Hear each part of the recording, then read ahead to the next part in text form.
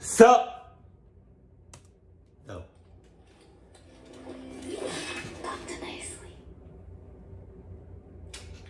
It was the summer of 2018. I had recently graduated college with two of my good friends, John and Haley. John had been a close friend my whole life. Right. And I met Haley in one of my college classes.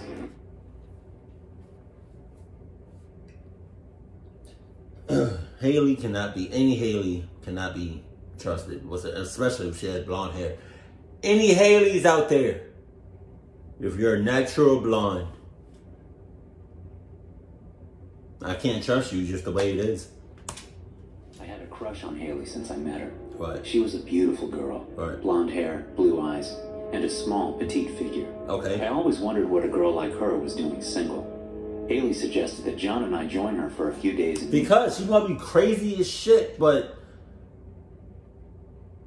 seem perfectly normal on the outside. But behind closed doors, oh boy, the tables have turned. She said it would be a great way to blow off some steam before we got started with our real jobs.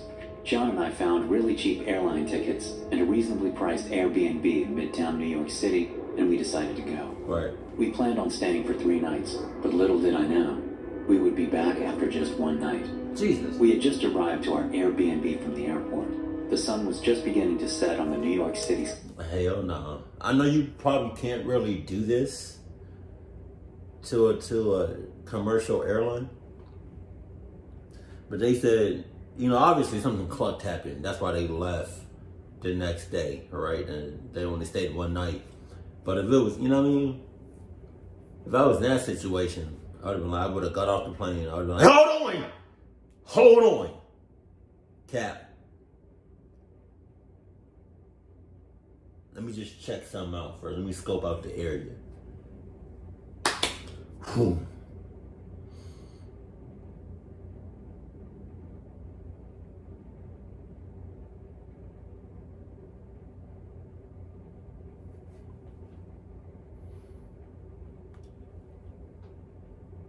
All right. You go ahead, Cap. Good to go. I don't know if you, I mean, I could do that. You know what I mean? However deep, I mean. The view was incredible from the high-rise condo we were staying in. I wasn't used to big cities, so everything seemed a bit overwhelming. Since we arrived at our Airbnb, Haley had been on her phone most of the time. Wow. I asked her what she was doing, and she told me it was none of my business. I glanced over her shoulder, and before she could shield her phone, I saw the Tinder logo. I said, "Come on, Haley, really? A girl like you shouldn't be on Tinder." She said, "I'm just messing around, and it's harmless anyways." I told her, "You have to be careful. There's a lot of creeps on there." Who knew that those words would foreshadow what was to come? After dinner, Haley suggested we all go out. She said she knew of an upscale 2-story club downtown. I said, "How do you even know of a club when this is your first time in New York City?" Haley said, "I saw some good reviews online." I said, "Sure. I bet your newfound Tinder boyfriend said to go to this club." Oh? Haley laughed and said, "Okay, maybe you're right, but I think we should still go. He seemed like a cool guy, and if he isn't, we can just leave." Oh, no. I knew Haley was going to have her way regardless, so I didn't even try and argue with her. I said, "Okay, fine. We will go to this club, but if he is sketchy, we are leaving right away." Oh, what's this we shit? I am leaving right away. Cluggers you talking about? I don't know about you two motherfuckers. But a nigga gone. A nigga is gone. Cluck is you talking about? It was about a mile away, so we decided to walk. Oh my God. As we got closer to the nightclub, we started to hear the bass. We rounded a corner and saw a line of about 20 people waiting to get into the club. The exterior of the nightclub was all brick and had green vines running down the side. I glanced at the club's windows and saw bright neon flashing lights. I could also make out the dancing silhouettes of partygoers. Even though there were only about 20 people in line, it seemed like they weren't letting anyone in. Every couple of minutes, someone would walk up, skip the line, and go right in. I thought they must be well connected to completely skip the line to a premier nightclub. Maybe politicians or rich business owners, I thought to myself. As I was in line, something caught my eye through one of the second floor windows. I saw someone's head pressed up against the glass. The windows were tinted, so I couldn't make out any details, but it seemed like the person was looking in my direction. Jesus. I thought maybe the person was looking for a friend who was stuck in line. I glanced away and looked back at the window, and the person was gone. After waiting for what seemed like forever, we finally made it inside the club. The area was crowded, but not as packed as I thought. There were 2 bars on the right and left side of the club on the first floor. On the far end of the club, there were 2 spiral staircases leading to the second floor. The second floor wrapped around the entire nightclub and overlooked the dance floor. Haley suggested that we get some drinks before it gets too crowded. John and I agreed and followed her to the bar. As we were walking to the bar, I made eye contact with a guy on the second floor. He was leaning against the railing facing my direction. He seemed very scrawny and pale. He had a bowl cut, and his hair was parted down the middle of his forehead. I kept holding eye contact with him. Why? As we held stares, he slowly started to smile at me. His smile got bigger and bigger. His smile got so big, I could make out every tooth in his mouth. As he smiled at me, he pointed at himself, and then he pointed towards the bar. I looked over to where he was pointing, and I realized it was exactly where Haley was standing. I looked back at him, but he was gone. Damn. Chills ran I'd down. be like, yo, stop doing that shit. Yo, stop, please stop doing. Please stop doing that. This is your second time doing that. I look away for 2 seconds, and you gone, like out of sight. Like you not like on the other side of the house. You not on the other side of the room. You not over there by the bar. You not over there by the what's the names, right? You just gone. That's the second time you done. Stop doing that. Adrenaline began to flow through me like a fire hose. His appearance and creepy smile reminded me of a horror movie villain. I got a really bad vibe from this guy and wanted to leave immediately. I pulled John aside and told him what had just happened. John said not to worry about it and that the guy was probably just trying to mess with me. Really? I told John this time it's different and that I know when someone is just messing around. I told John not to tell Haley about what had just happened. I didn't want her to freak out. I went up to Haley and said, maybe we should check out another bar or club. She said, no way. We just waited in line for 30 minutes. Let's at least get a couple of drinks and chill out for a bit. I thought to myself, maybe the creepy guy I saw was the same guy Haley was talking to on Tinder. I asked Haley if her Tinder guy was here. Haley said, the guy told me he was here, but he hasn't been responding to my messages. I asked Haley if I could take a look at his Tinder profile. She laughed and asked me if I was jealous. I said, just let me see his page. Haley was reluctant at first, but she finally agreed and handed me her phone. She noticed the stressed out look on my face. She laughed and said, man, this Tinder guy has you really stressed out, huh? I ignored her. After taking a look at Haley's Tinder guy, I realized he wasn't the creepy guy I saw earlier.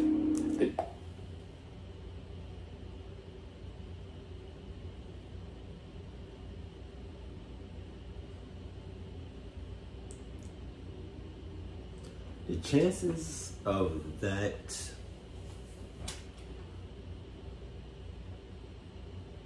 profile being fake is pretty goddamn high.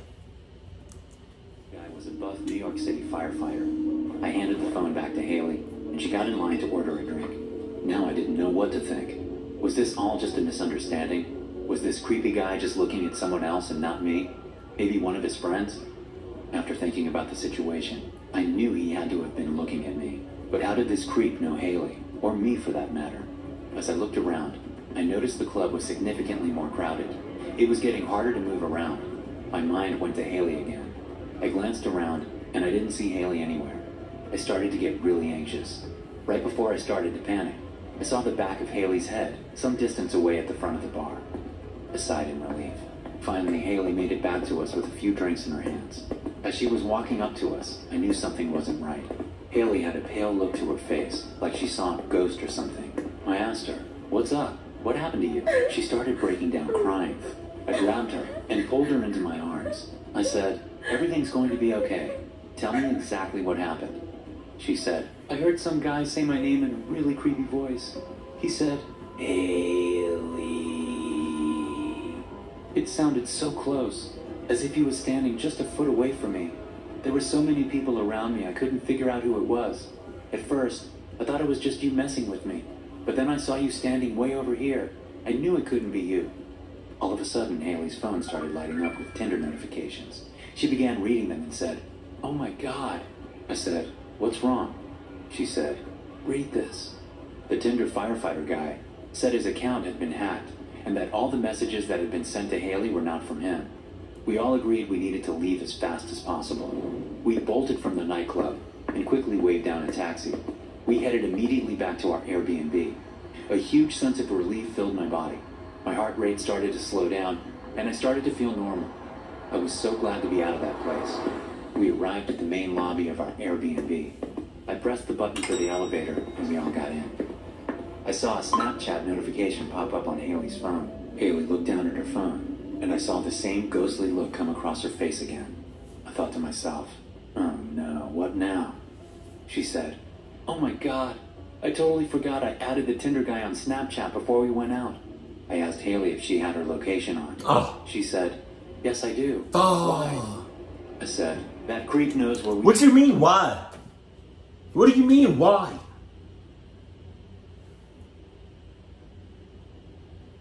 That's what I'm talking about. These Haley girls.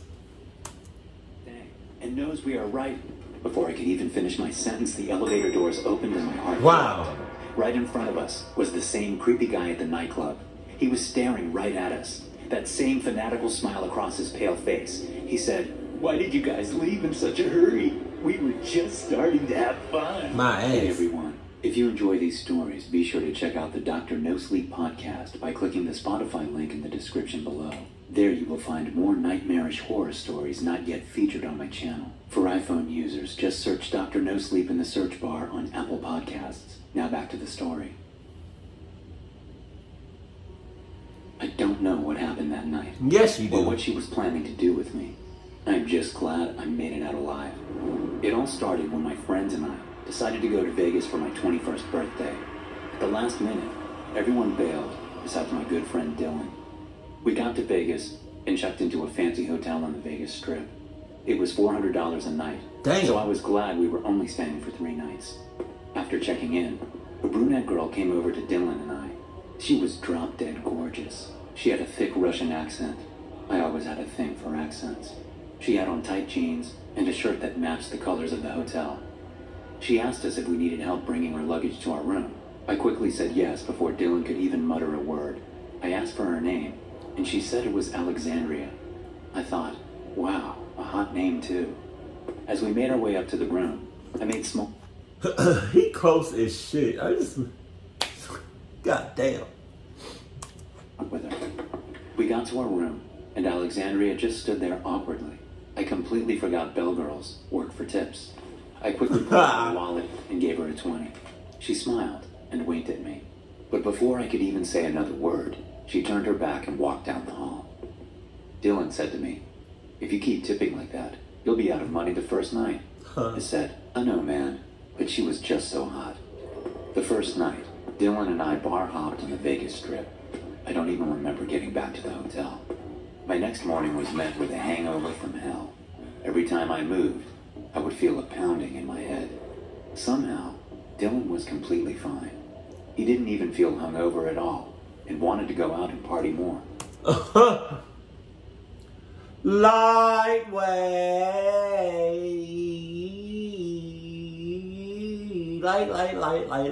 Wait. There was a pool party nearby. I told Dylan that he should go by himself because I wanted to get some rest. I woke up a few hours later to Dylan coming back to the room soaking wet.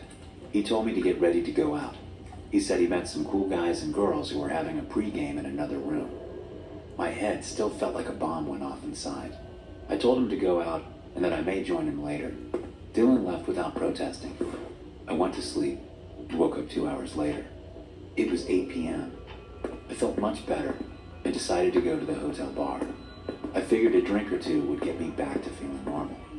I sat down at the bar and ordered a drink. Out of the corner of my eye, I saw Alexandria. She was wearing tight leather pants and a red shirt. She looked... Leather pants? Who the clock wears that? Who wears that? Nobody. Was that even a thing? I mean, I remember people wearing it. You know what I mean? Yes?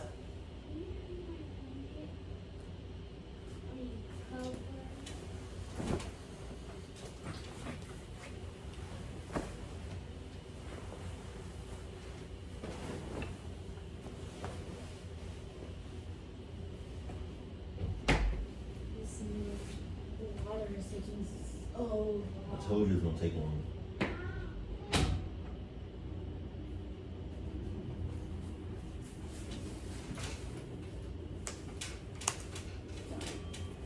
I noticed she was coming towards me. I thought there was no way she even remembered me. She sat down right next to me and ordered a drink. My heart started racing in excitement. She nudged me on the shoulder and said, "Hey." We hit it off right away. I learned that she came from Russia on a work visa and sent most of her money back home to her family. As we talked back and forth, she started to gently touch me. It was subtle, but I got... You should just slow your roll. Just slow that, like, relax. Message that she liked me. I started to touch her back, and then we started making out. After making out at the bar for a while, I thought a more private setting would be more appropriate. I told Alexandria I was going to use the restroom, and then after we could go back to my room. She happily agreed. I returned from the restroom and closed out my tab. As I left the bar, Alexandria nudged me. She said, "You're not going to finish your drink?" I didn't even notice I still had anything in my drink. I don't like the way she said that.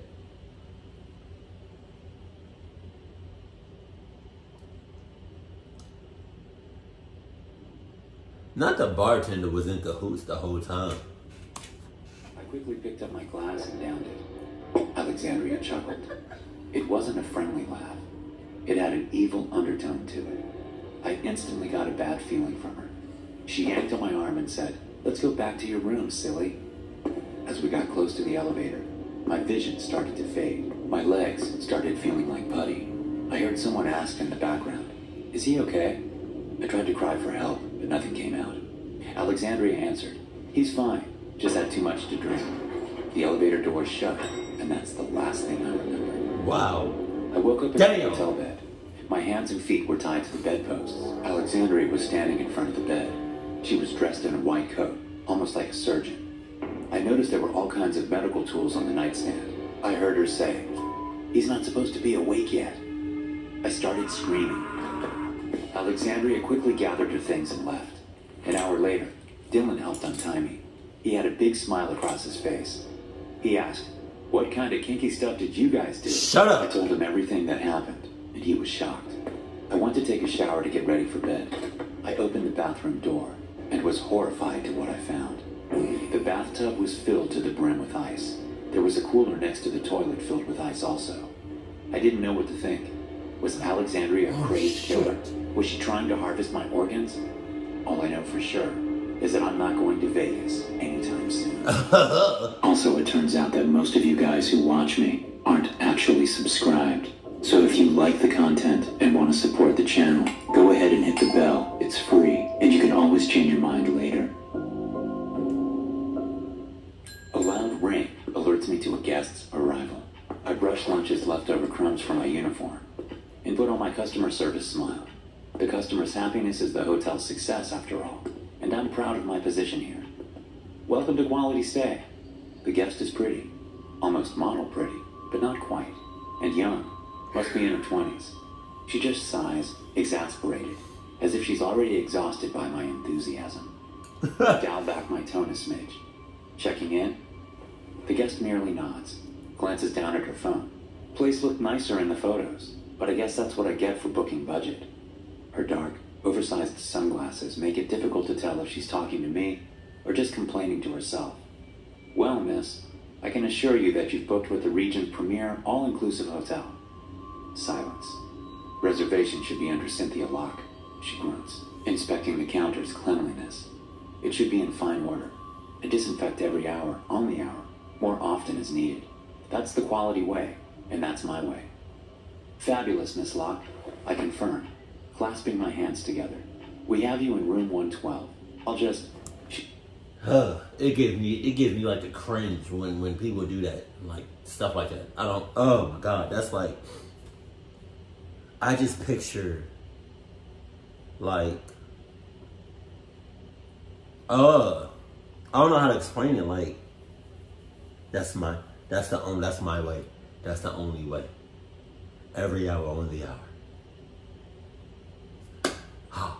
Like, it's the way it's how he said it, his position, and like what he doing. Like, I don't.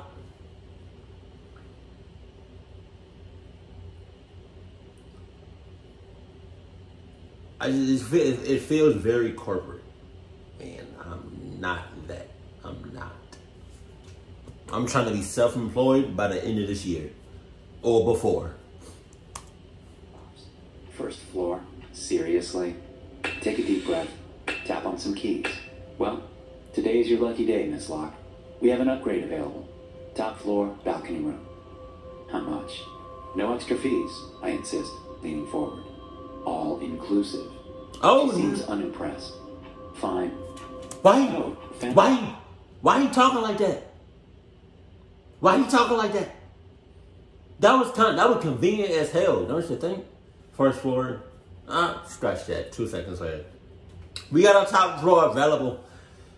Balcony and everything. View is spectacular. How much is it? All inclusive. What? I exclaim. The woman flinches. Take a deep breath. Quiet myself down and ready her keys. Alrighty, I'll show you to your room. I step round the corner to heave her designer bag over my shoulder. She watches so intently that it might as well be carrying her child. I guide her down the hallway. She stops when the buzzing sound of power tools emanates from behind the door.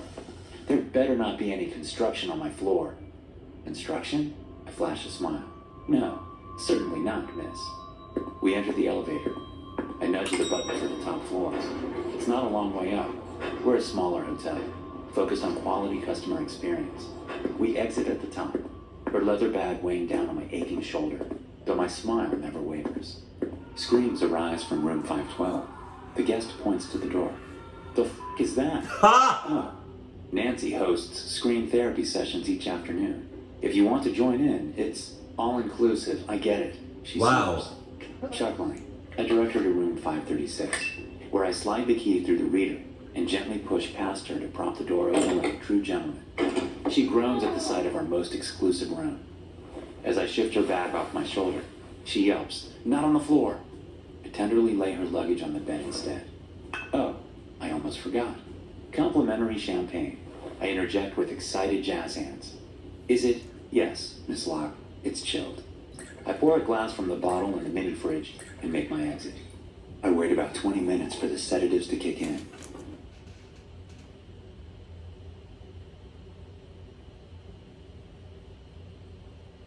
I don't even know what sedatives mean. But it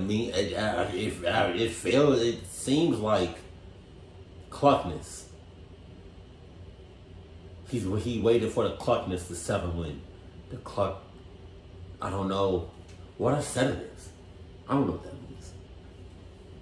I feel like he just put something in her drink. As much as she was watching him carry her bag, as intently as she was, she definitely should have paid attention to what she was putting in her body. With my cart of tools. A quick jab in the neck. God damn. Painless, really. Before I expertly carve chunks of flesh off bone. Humming while I work, I drop the meat into chilled, ice-filled buckets. Once I'm finished, I stow the buckets on the cart's bottom level, obscuring them with the cloth line. I'm due in the kitchen, but I make a stop to knock at room 512. Nancy emerges, a short, middle-aged woman with mousy brown hair. I bend to retrieve one of the buckets, resting it upon the top of my cart. "Oh, Clarence," she breathes, Clarence. a mischievous smile forming as she gazes down at its contents. One of Miss Locke's dismembered hands. "Room service? You angel." She looks up and down the hall before craning open her mouth, jaw creaking as it unhinges, and tossing the treat into a gaping maw. Nancy swallows it whole, throat swelling and pulsating as she passes her meal. Gulping, she fishes in her pocket for a tip. Oh, stop it, Nance. I grin. Nance! Remember, it's all inclusive. Shut up! It's all inclusive. Knock, knock, knock. Stiff, professional, cold. I have to restrain myself from giving away a secret knock upon my boss's door. The one to communicate that business hours are over, that the visit is strictly for pleasure. I'm startled, but not surprised, when his wife opens the door to their hotel room. Good morning, Mrs. Jensen, I chirp. I know it's wrong to sleep with your married boss, and certainly worse to take a vacation with him and his wife, but what can I say? I love the man. Of course I jump on the opportunity to sit poolside with him sipping margaritas. As his personal assistant, I can get away with going almost anywhere with him. Between sightseeing and lavish dinners out, I've been handling his scheduling, taking his calls. Hi, Lily? She mutters, flustered. I feel my face reddening as I wonder if she heard us last night. The disarray of her room shows she's nowhere near ready to check out. Ready to go, ma'am? She just shakes her head solemnly, auburn hair spilling over her aging face. No, I just decided to extend my stay. Grant's been called away for business. I'm sure you know that, of course. She quips, a slight bitterness to her tone. Of course, I stammer, lying. All part of the act. I've packed Grant's bag. He'll meet you at the airport. There's some of my stuff in there too, if you could remind him to start the wash when he gets home. She rolls the bag into the doorway. Hey, I just want to let y'all know something. I've, like, these animations that I be reacting to. Yeah. These are some, like, the voice acting is great. Take hold of the handle. Got it. Hey, now, speaking about that, I'm a voice actor too. So, you know, I'm dead ass. If you want me to, you know, if you want to use my voice for anything, let me know. Email me. My email is always in the description box below. A sudden pang of guilt rising as I note how exhausted, how depressed she looks. You get some rest, okay? The haggard woman nods lethargically. Haggard? Yeah, I'm gonna take a bath. Thanks, Lil. As she nudges the door closed in my face, I roll our bags down the hallway with some effort. Mrs. Jensen must be a heavy packer. I check out before heading to the rental car. I'm able to lift my own bag into the trunk with ease. Clarence has to assist with the other. I arrive at the airport and park in the return lot. I struggle with the Jensen suitcase for several minutes to no avail, and no one's around to help shoulder the load. The bag is stuffed nearly to the brim. I unzip my mostly empty suitcase to move some of their belongings to my own. When I reach for the zipper on the Jensen's bag, I'm sickened by how moist it is. The fabric is absolutely drenched. One of Mrs. Jensen's creams or lotions must have burst. My ass. As I slowly unzip the case. Ew. I just thought about something. She said like creams or lotion. That obviously that's blood, right?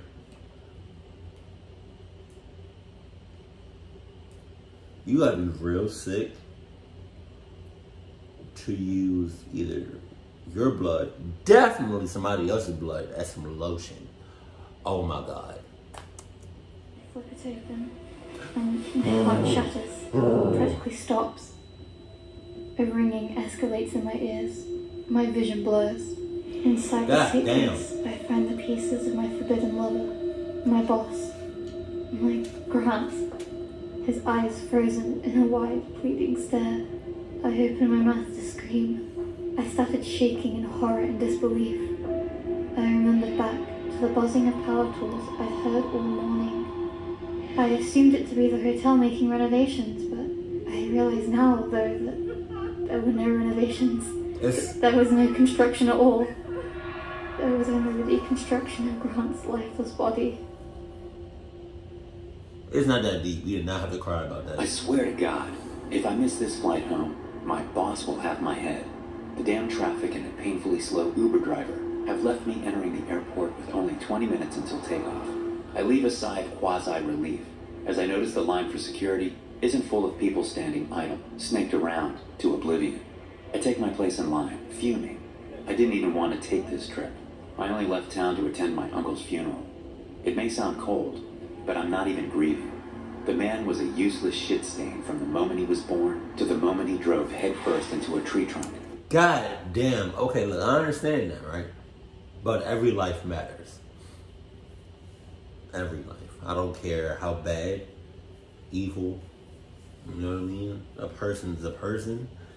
That's just how I feel, me personally. Like, somebody could always change their life around. But, like, to say what you just said, that's crazy as hell.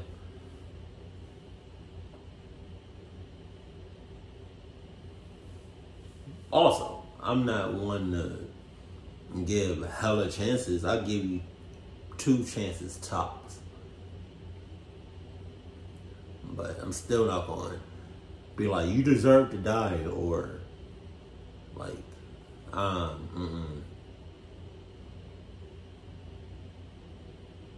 People deserve to live. Now, I'm not saying there's some clucked up people in this world that have consequences, that should have consequences. That's why we have jails and prisons and other form of consequences. But like, to kill somebody, to say that you deserved it, like, no.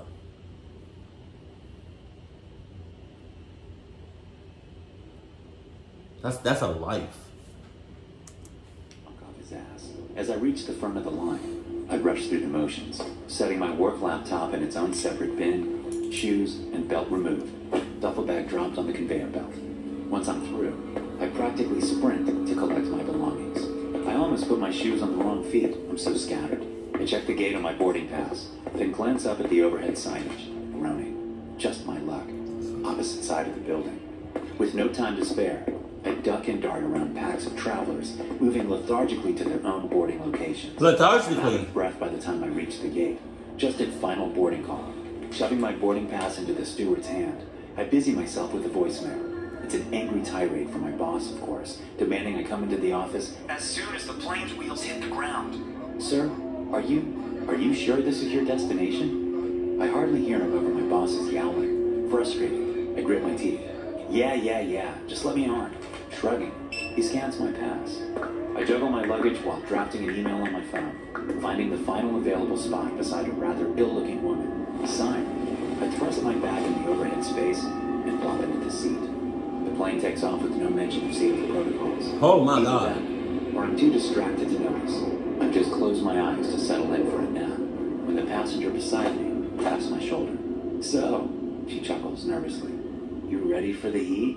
Christ, I think. She's one of those people. I offer a curt response, hoping she'll take the hint. I've lived in Phoenix all my life, so... Well, I guess that certainly helped prepare you. Her response confuses me, unsettles me, but not enough to pry any further. I'm finally getting comfortable again when she interjects. What brings you to our destination? I'm on business. On business? She guffaws. Must be a lawyer. I've heard there's plenty of those where we're going. I burrow my frown, dig through my pocket for my boarding pass. There must be some mistake. She takes my silence as an opportunity to ramble on. I'm sorry. I'm not usually like this. I'm just anxious. I made my decisions, hurt a lot of people. She grimaces exaggeratedly before whispering. The hell off me. You and me. I killed my husband, stuffed the pieces in his mistress's suitcase. The woman raises the sleeve of her shirt to reveal 2 gaping slashes running vertically up her arm, still oozing dark blood. Recoiling, I glance frantically around the plane and its passengers. They're all pale, dark circles etched under their eyes. Some are old and frail, but some are young and shouldn't look so ghastly. One has a gruesome shotgun blast to his stomach, torn open into a seething pit. I don't know where I am. I don't know where I'm going. I don't know who any of these people are. Don't know what they are at all. I tense, panicking, until my gaze lands on a familiar face, just across the aisle. He's barely recognizable due to his injuries. Face bruised and swollen, nose crushed, limbs broken at odd angles. Damn. It's impossible, but I know that I know him. It's my uncle, the one whose casket was buried mere hours ago. He gives me a smile and a wave, teeth shattered. Is he on a plane full of dead people? Ears crumpled. I look down at my boarding pass. In my haste, I've misread the gate number. This is not my flight. No. The pilot's voice abruptly comes on the overhead speaker, eerily cheerful with patches of distortion. We've reached our destination, folks. Buckle up. It's a quick descent. Where are we going? The woman looks to me, confused, as the plane launches into a sudden nosedive. The comfort of gravity is ripped from beneath me all at once. She appears completely unfazed. Isn't it obvious? The temperature rapidly increases to a sweltering heat, windows fogging over and cracking in the blistering atmosphere. We're going down. Thanks for watching. Be sure to subscribe and We're smash going that like down button to get notified every time I upload a new video. You can also check out some more of my animated horror stories right here. Oh yeah. Hold on. Okay. Hold on. The first one though, with the Tinder. God damn. Location. Send me your location. Let's find a way to get. I don't know. I forgot what. How about y'all just turn off? How about these social media platforms take back the location shit? How about that?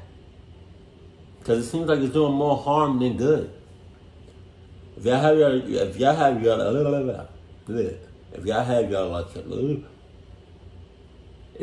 your location on, turn it off. It's just that simple. Jesus.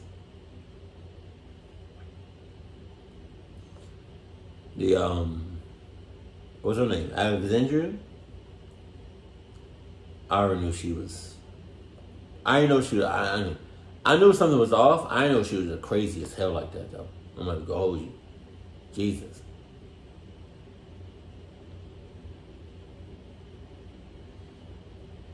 So alright, so for the third one, I think, with the hotel, with that boy, talking about it's all inclusive. I didn't even think about a Cluck hotel. You gotta watch what people say, read between the lines, inside the lines, read the fine print within the fine print. Jesus.